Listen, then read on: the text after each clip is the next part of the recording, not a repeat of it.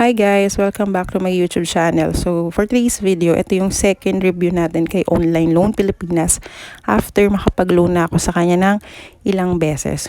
So pang PIF loan ko ngayon pero ang offer niya lang sa akin is 8,000. So bakit nga ba mababa pa rin yung offer sa akin?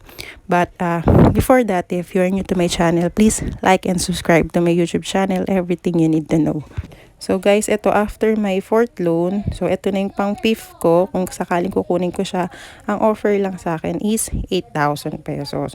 So guys, dun sa 8,000 pesos na yan, kung babayaran ko siya up to 30 days, ang magiging total payment ko after 30 days is, ayan guys, 11,600 pesos. So medyo mataas siya guys.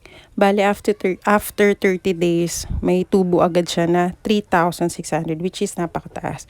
Pero guys, kasi ito yung ginagawa ko dyan. Meron dito sa ibaba na nakasulat, preferred borrow bundle. Ayan guys, kasi lagi kong ina-uncheck yan. Kasi guys, kapag in-uncheck natin yan, ito yung lalabas na interest lang. So, magiging 9,200 lang siya guys for 30 days.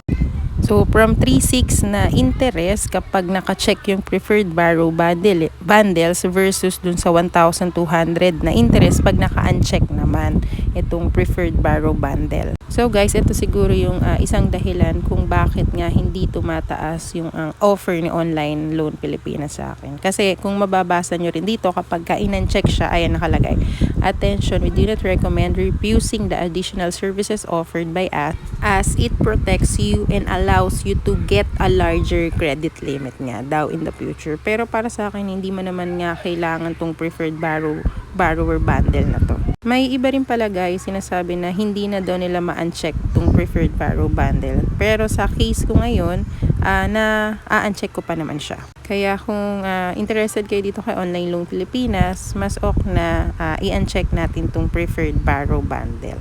That's all for today's video. Thank you and God bless us all.